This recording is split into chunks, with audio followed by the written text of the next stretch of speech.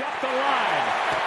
Safe at second, and now out as Muncy falls off. Not that it matters because the Dodgers are dominating this World Series. Wait, they lost on a walk? 2 errors on the... How do you do that? Come on! Anyway, the second base umpire is Mark Carlson. We're going to slow this play down so we can see exactly what happened. Max Muncy goes into second base. He's sliding in, feet first, pop-up slide, no problem there. But then he collides with the fielder, and the fielder might wrap around him.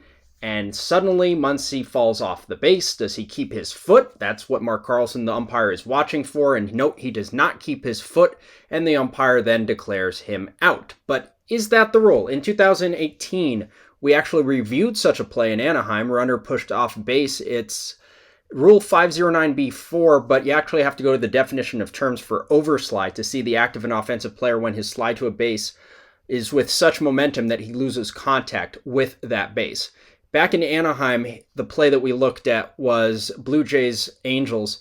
The runner goes into the base, feet first, same idea, but then look at the fielder's glove. It's on the runner's crotch, and in doing so, the runner raises his left foot, very momentarily losing contact with the base.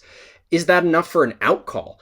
And this is a really interesting play because the fielder's glove is in the runner's crotch and sort of lifts him up off the base. So it seems a little nitpicky to call him out, but nonetheless, it's challenged and the runner is out. Number one, the judgment of whether he was pushed off the base isn't reviewable. Laz Diaz was the umpire, the crew chief that called him out in that play, and if he's familiar, there's a reason. In the 2020 World Series, you have a really experienced umpire crew. All those check marks, Diaz, Carlson, Mills, Miller, Hudson, all of those are either permanent crew chiefs or crew chiefs in the interim capacity for the 2020 season.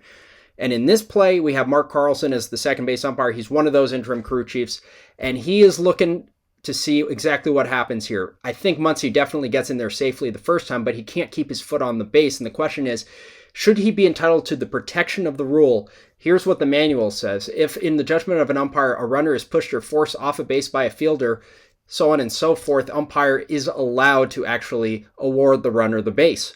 But the question is, and there's more to the rule than just this, you have to establish that the runner actually was going to remain on the base irrespective of the fielder's actions.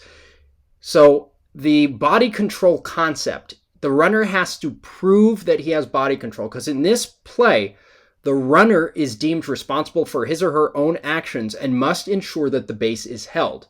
The runner must slide into a base that does not cause the runner to overslide or otherwise lose contact with the base due to excess momentum.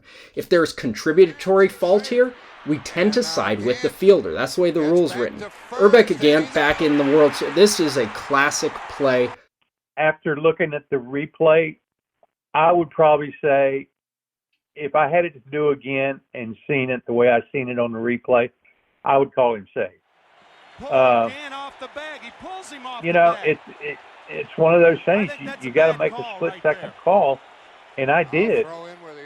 I put these two side by side to try to see what the difference is.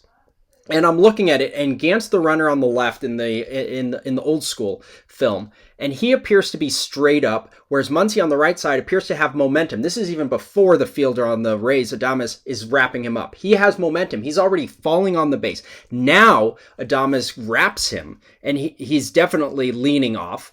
Gant starts his lean because the fielder lifts his foot.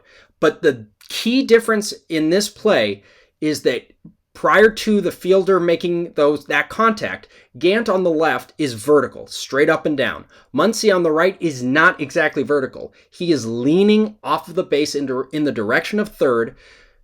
That's just how he slid, a pop-up slide. He had excess momentum, but that's the key difference. He had momentum coming off the base, so I cannot conclusively say that he would have held the base if not for Adames, and therefore I can't conclusively say that Adames necessarily caused Muncy to actually break contact in the base. It's definitely close. It's a judgment call. It's not reviewable. But the key for me is proven body control. From that still image right there with Muncy leaning before Adames actually fully wraps him up, that tells me he has not proven his body control. He is not on the base. He is on the base, but he hasn't proven that he's going to remain on the base. And for that reason, and that reason alone, because of the lack of proven body control, I have an out, just as Mark Carlson called. Visit us online at closecallsports.com for more analysis. We'll see you on the site. Close Call Sports, brought to you by Out West Officials.